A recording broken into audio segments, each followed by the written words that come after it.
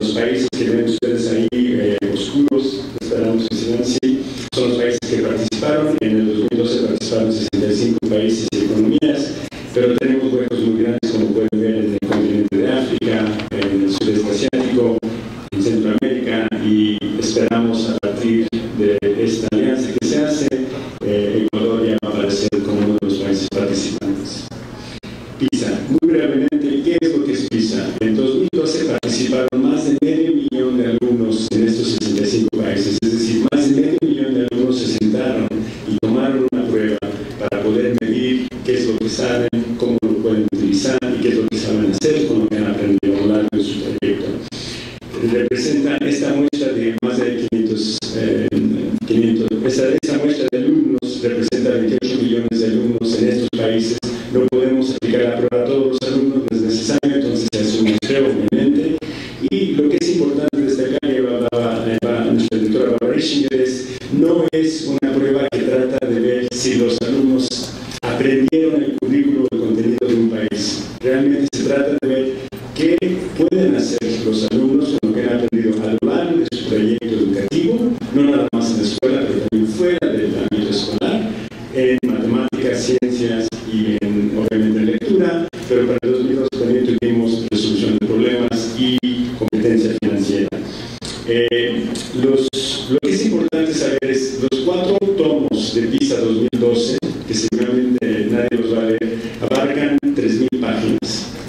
Las famosas rankings que vamos a ver en un momento los podemos publicar en una página, porque lo que realmente es importante para PISA es recabar información de contexto de los alumnos, de las familias y de los centros. No es nada más aplicar una prueba para ver cuál es tu promedio, cuál es el promedio del alumno y cuál es el promedio del país. Es importante eso. Y quisiera destacar nada más 4 puntos para que se entienda lo que es PISA. La OCDE no es quien hace PISA. Realmente son los países participantes que dirigen, que diseñan y que son los que realmente deciden cómo se va a hacer PISA. Entonces, los países participantes son los que aplican y son los que organizan la prueba. Lo que hace la OCDE es cooperar y organizar y coordinar el trabajo. Participan más de 160 expertos nombrados por los países internacionales para actualizar los marcos de referencia que utilizamos en PISA. Y una de las cosas que procuramos, que es de lo que más se preocupa PISA, es de que si hay más de 40 idiomas en los cuales se aplican las pruebas, que estemos tratando de medir las mismas competencias, las mismas habilidades. Es decir, ustedes, los que son docentes, los que han hecho pruebas, saben que cuando tratamos de traducir a diferentes idiomas, tratamos de aplicar diferentes preguntas, puede cambiar mucho. Entonces, la comparabilidad internacional, la comparación que sea relevante, a pesar del contexto distinto cultural del país, es de suma importancia para nosotros. Y finalmente, no nada más tenemos promedios, por decirlo así, de países, sino podemos también tener puntuación, información, análisis de estados, de regiones, de ciudades. Entonces, ahora entremos un poco en lo interesante. Como ya se mencionó, la pregunta que tratamos de contestar es ¿qué saben los jóvenes de 15 años y qué pueden hacer con lo que saben? Y aquí hay 2 puntos. Hay buenas noticias para América Latina. El país que más ha mejorado es Brasil, pero para Brasil y otros países que participan en PISA aún les queda mucha brecha por caminar, y vamos a ver un poco qué tan larga es esa brecha aún. Entonces, vamos a empezar con el famoso ranking. Aquí lo que estamos viendo es los países por orden del puntaje que han tenido en el 2012 en matemáticas. Los que están abajo por el rojo, o empecemos arriba, los que están arriba en verde son los que tienen una puntuación arriba del promedio de la OCDE. Los que están en medio, en color amarillo, hay muchos países, son los que sacan, digamos, un promedio nacional que está alrededor del promedio de la OCDE, y los que están por debajo de ese promedio son los que están en rojo.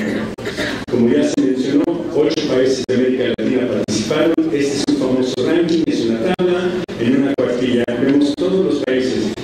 2 puntos a destacar. Shanghai, China, ni siquiera lo podemos poner en esta gráfica porque tuvo un promedio de 613, entonces no alcanza la página para poner, está tan alto comparado con los otros países.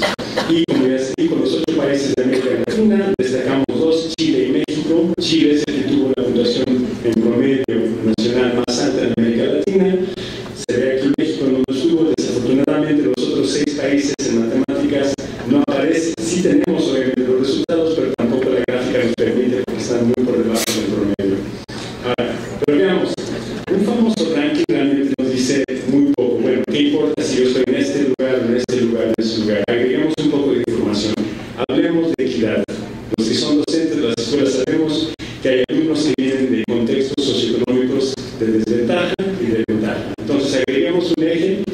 desde la izquierda a la derecha, ya no nada más la parte de arriba para abajo, sino la parte de izquierda a derecha, en donde los países que van a aparecer en el lado izquierdo son los que tienen un sistema educativo de menor equidad, es decir, el contexto socioeconómico del alumno predice mucho más fuertemente cuál va a ser el puntaje que reciben esos alumnos en ese país.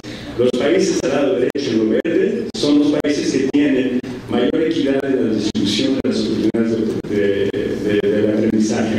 Entonces, veamos en dónde se colocan los países con ese nuevo digamos, eje. Queremos que todos los países ojalá estuviesen en lo verde, porque quiere decir que tienen un promedio alto y que son equitativos.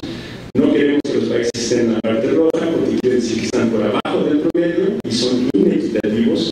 Y en el amarillo obviamente es una combinación de los dos. Ahora, veamos en dónde se colocan los países.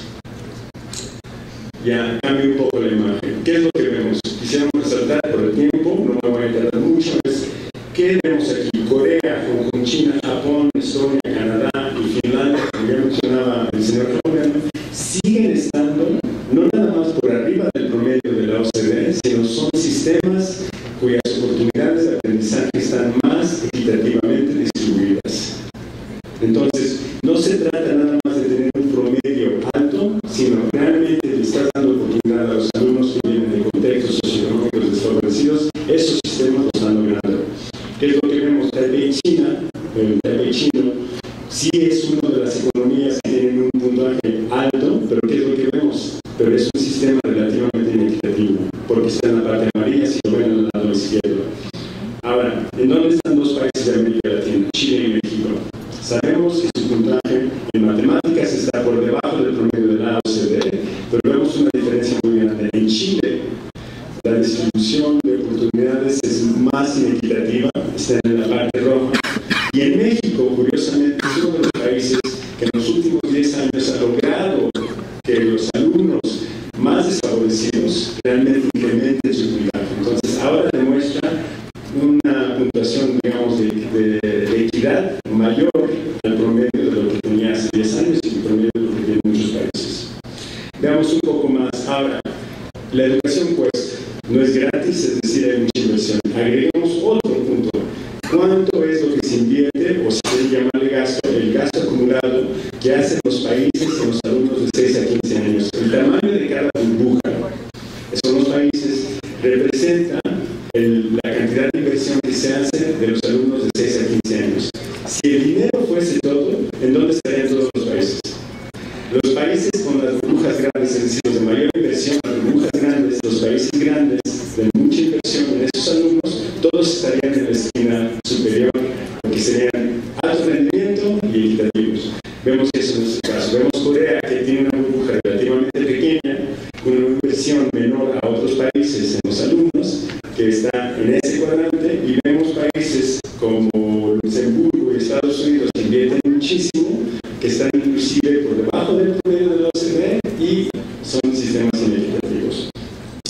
Pero veamos qué ha pasado en el tiempo. Afortunadamente tenemos 39 países que participaron en el 2003 y en el 2012, en los cuales matemáticas fue el tema principal de PISA. Entonces veamos algunos cambios de estos países. ¿Qué pasó? Singapur, lo ponemos como referencia, sigue siendo uno de los países muy altos, pero veamos cómo ha habido cambios, cómo han cambiado los países, se han vuelto más equitativos o menos equitativos.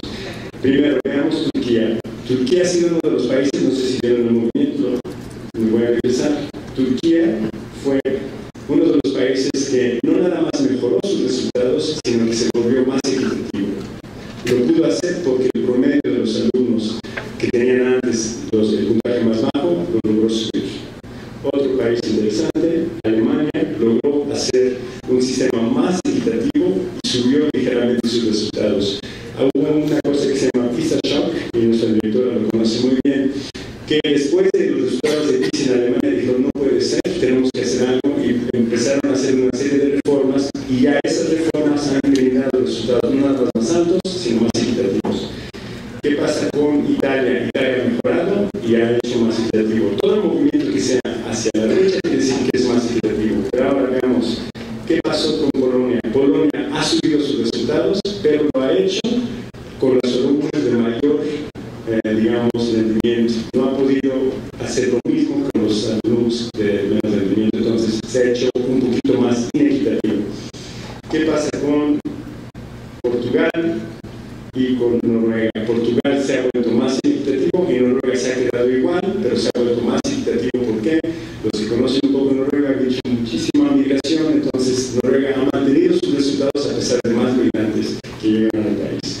Y finalmente hablemos de Estados Unidos, un país que con mucha inversión relativamente se ha vuelto más equitativo en los últimos 10 años, y Suiza, un país pequeño con un promedio alto, se ha vuelto más equitativo sin cambiar su promedio en matemáticas. Pero ahora, hablemos ya de los países que han logrado. Alemania, Turquía y México son ejemplos de lo que se puede hacer para mejorar sistemas educativos. Y podemos hablar un poco de qué es lo que han hecho, sobre todo en matemáticas. Brasil es el país que ha más mejorado desde que empezó PISA, pero también hay otros 25 países que han logrado mejorar sus resultados. Todo esto, ¿qué es lo que estamos diciendo? Estamos diciendo que los países, si empiezan, aunque tengan una puntuación baja o estén en el promedio o inclusive alta, pueden tener cambios en un periodo relativamente pequeño de 10 años. Y esa es una lección importante para todos los países como Ecuador. Ahora hablemos. ¿Qué países han mejorado en las 3 asignaturas? Bueno, hay varios países, pero hablemos de Brasil. Brasil ha logrado mejorar sus resultados en matemáticas, lectura y ciencias. Chile lo ha logrado en matemáticas y ciencias, es decir, la tendencia de Chile, que ha participado en varios ciclos de PISA, lo ha logrado mejorar en matemáticas y lectura. Tenemos a México, que lo ha hecho también. De hecho, México es uno de los países que más ha mejorado su puntaje en matemáticas, a pesar de ser uno de los países, a pesar de ser el país de la OCDE con menor promedio de todos los países de la OCDE, es el país que más ha mejorado su puntaje en matemáticas, y eso es un punto importante. Hablemos de Colombia y Perú, que han mejorado sus resultados en lectura. Perú es un caso importante. Perú es uno de los países que tiene los menores resultados en lectura, en matemáticas y ciencia. Pero a pesar de eso, Perú ha mejorado el promedio en lectura en más de 50 puntos. Y eso equivale aproximadamente a un año y medio. Entonces, eso quiere decir que algunos países que comiencen muy bajo pueden hacer logros, mejoras importantes como lo ha hecho Perú. Bueno, ahora vemos. Muchos nos dicen, ¿qué pasaría? Sí, pero los resultados de la educación tienen que ver porque hay países ricos que pueden invertir más y hay alumnos que vienen de un contexto socioeconómico más favorecido. Entonces, claro que van a tener mejores resultados porque es un país pobre, vamos a tener resultados menores y lo demás. Esta gráfica lo que nos demuestra es una cosa: si todos los alumnos de todos estos países tuviesen el mismo contexto socioeconómico, ¿cuál sería la puntuación del país? Es decir, si todos los alumnos de México, de Brasil y Perú tuviesen el mismo contexto socioeconómico que el promedio de la OCDE, ¿cómo cambiaría su puntuación? Y lo que vemos aquí es que efectivamente, si todos los alumnos en estos países marcados de América Latina tuviesen el mismo contexto socioeconómico como el promedio de la OCDE, mejorarían los resultados. Eso es lo que nos dicen. Pero lo que nos dicen los datos es, sí mejorarían los resultados, pero seguiríamos estando entre los peores países. Entonces, no es nada más una cuestión de que es que tenemos alumnos pobres y tenemos alumnos de un contexto desfavorecido. Hay otros países como China y Singapur que también mejorarían sus resultados, pero que lo harían y quedarían arriba todavía del promedio. Entonces, no es nada más porque tenemos alumnos desfavorecidos. Muy rápidamente, porcentaje de alumnos resilientes. Es una palabra horrible, pero ¿qué es lo que queremos decir?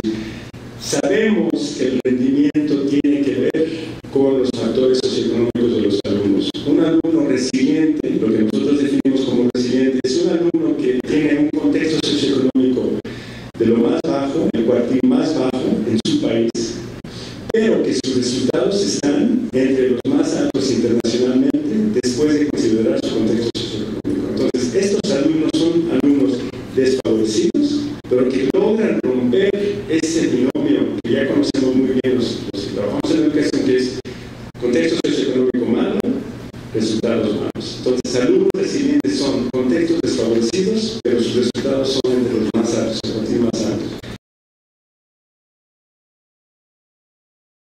¿cuántos años le tardaría a Chile y a Serbia alcanzar en lectura el promedio de la OCDE? Y el promedio no quiere decir que salgan entre los países más altos, sino nada más alcanzar el promedio de la OCDE. A Chile le tardaría 18 años y a Serbia 7 años. Entonces, hay países en otras regiones del mundo con una inversión semejante o menor a la de estos países en América Latina que están logrando por lo menos anualmente una tasa de mejora más alta. Por último, ciencias, Argentina y Kazajstán. Kazajstán es uno de los países con menor inversión en alumnos entre 6 y 15 años. Fíjense, en Argentina le tardaría 40 años, casi 4 generaciones para alcanzar el promedio de la OCDE, nada más para estar en el promedio de la OCDE, y a Kazajstán le tardaría 9 años. Entonces, ¿qué quiere decir? Si estamos mal, hay países que estamos mal, digamos, en el promedio, estamos mejorando mucho, pero realmente tenemos que acelerar las mejoras. Vamos a hablar, se han identificado, con PISA hemos identificado muchas, por lo menos 7 políticas que hemos visto que los sistemas tienen en común, los que más han mejorado y los que son más altos tienen en común, por lo menos 7 políticas, nada más vamos a hablar de 3. Primero, se valora el potencial de todos los alumnos en todas las escuelas. ¿Qué quiere decir esto?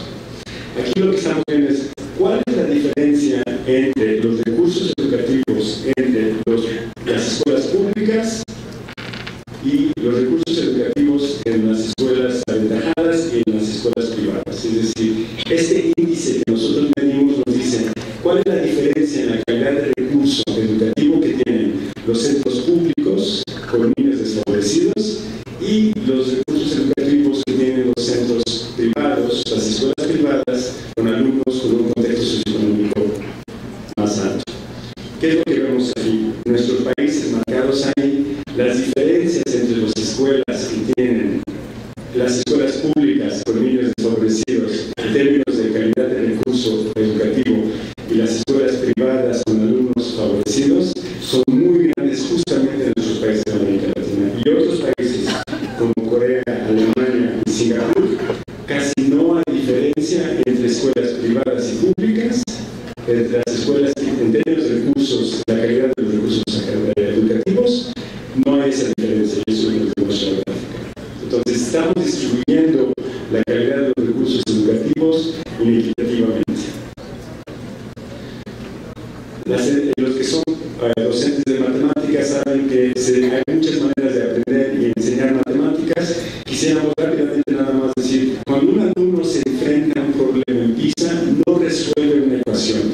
Lo que se enfrenta es, vamos a mover aquí muy rápidamente, una situación real. El alumno tiene que leer un problema real y luego traducir este problema.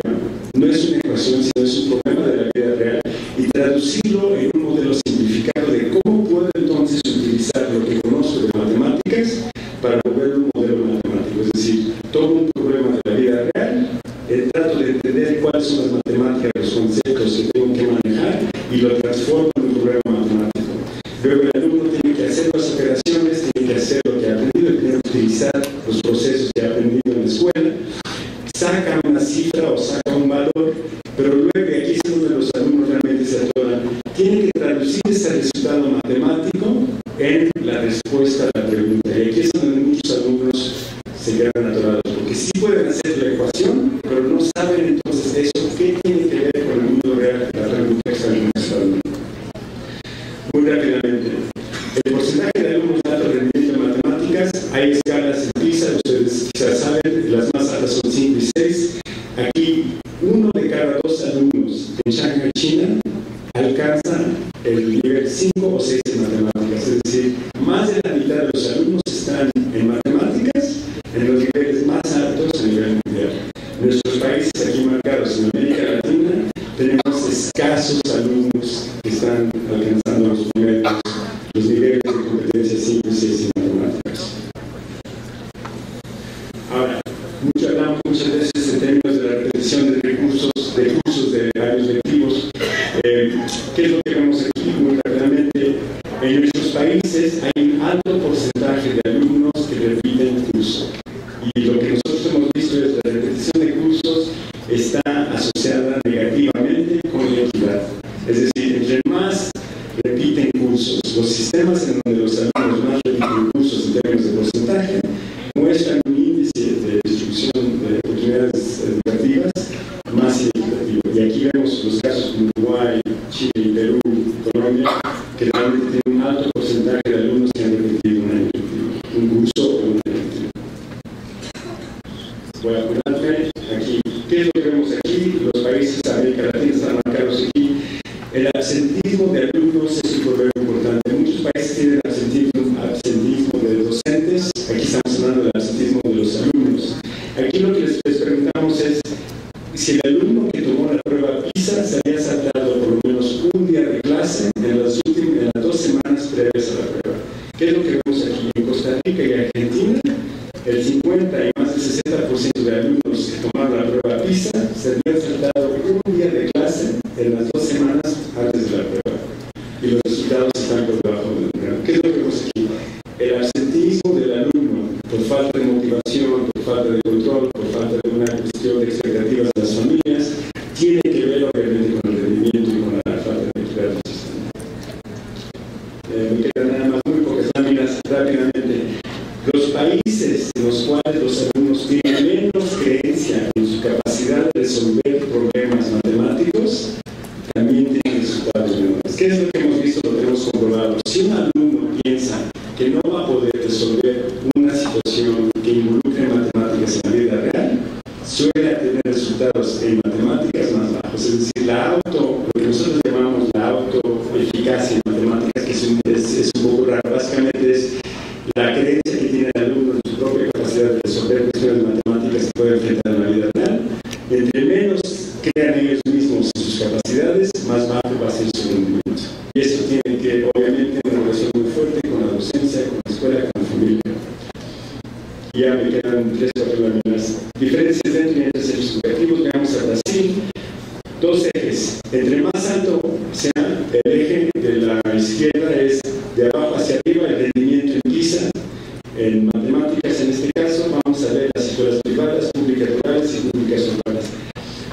De la izquierda a la derecha están mejorando el contexto socioeconómico de los alumnos. Cada burbuja, y lo voy a hacer rápido porque me han dicho que esto aquí me pierdo a muchos de ustedes, cada burbuja representa una escuela que participó en PISA 2012 en Brasil. Las privadas, ¿en dónde están? Las privadas están por arriba del promedio y con algunos más favorecidos socioeconómicamente. Eso me sorprende. ¿Y en dónde están todas las públicas? Las públicas están por debajo del promedio de la OCDE y están, la línea de medio es el promedio socioeconómico de la OCDE, los alumnos de la OCDE, están todos por debajo del promedio en las escuelas públicas en Brasil. Muy rápidamente, pero ¿qué pasa aquí? Todas estas escuelas en esta franja están sirviendo alumnos semejantes, vienen en los mismos barrios, tienen un contexto socioeconómico semejante en esta franja, ¿sí? Todas esas escuelas están sirviendo alumnos que tienen un contexto socioeconómico semejante. Miren la diferencia, hay casi 200 puntos de diferencia en esas escuelas. Tienen alumnos desfavorecidos casi por igual, pero tienen resultados muy distintos. Si vamos al otro lado, las escuelas privadas que tienen mejores resultados, también hay una diferencia de casi 100 puntos. Entonces, algo está ocurriendo, no todas las escuelas son iguales, o sean privadas o sean públicas. Esto es el último punto importante de esta lámina. Todas estas escuelas tienen un resultado semejante. Esa franja está muy por debajo del promedio de la OCDE, pero los resultados son semejantes. Pero miren, algunas de estas escuelas lo están haciendo con los alumnos más desfavorecidos, es decir, los que están más hacia la izquierda, y algunos lo están haciendo con alumnos que están muy favorecidos relativamente con nosotros. Entonces, ¿qué está ocurriendo en estas escuelas? ¿Y o qué no está ocurriendo para que haya tantas diferencias? Mismo puntaje, pero con alumnos de contextos socioeconómicos tan distintos. Muy rápidamente, podemos ver lo mismo en Uruguay, y aquí ya es el último punto, escuelas privadas y públicas, porque creo que ese es el tema principal en algunos debates que se tienen en muchos países. Aquí vemos una escuela privada que es casi la que mayor resultados sacó en PISA, y el puntito blanco es una escuela pública chiquita que tiene el peor resultado en Uruguay en PISA 2012. Después de $50,000 de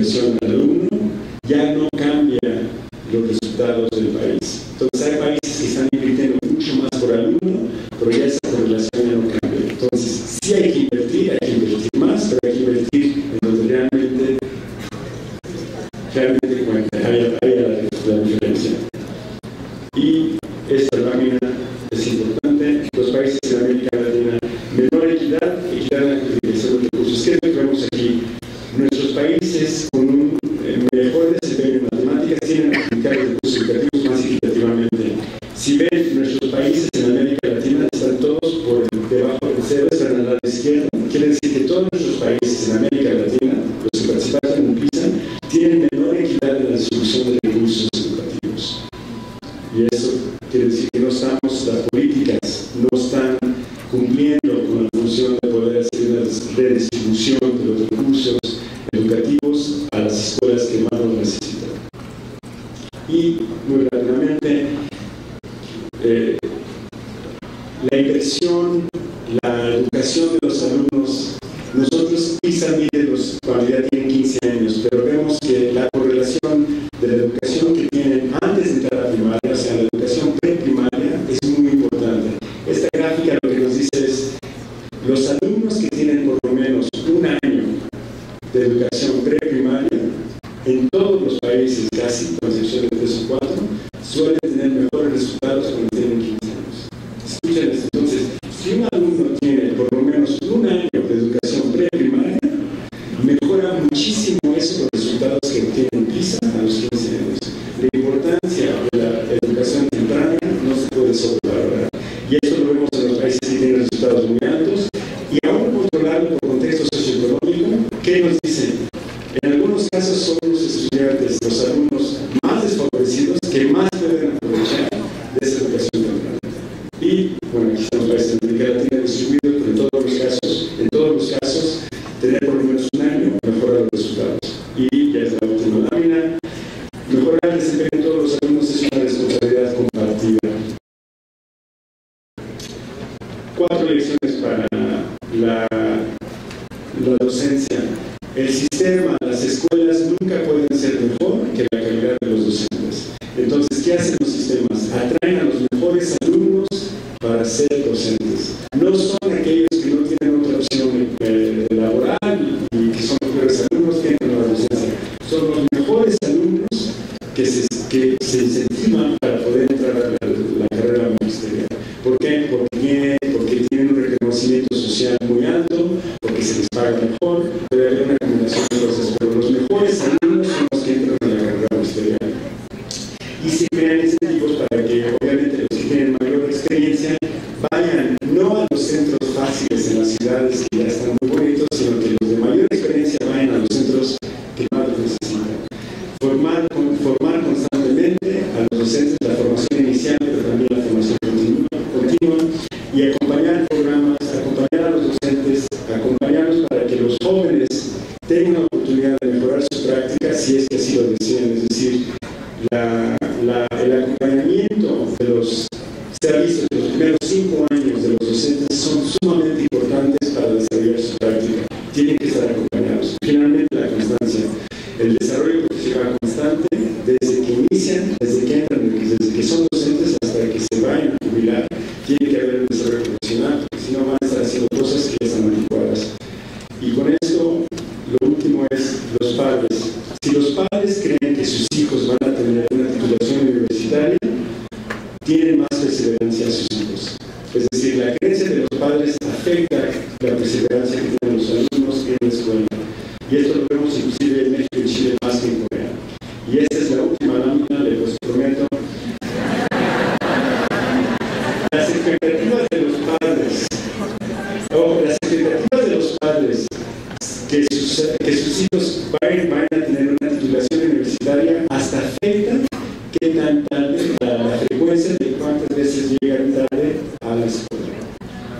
Es decir, las expectativas de los padres afectan en lo cotidiano si llegan tarde o no llegan tarde. Es decir, obviamente las expectativas que tienen en la familia también juegan un papel importante, y vemos México, Chile y Corea.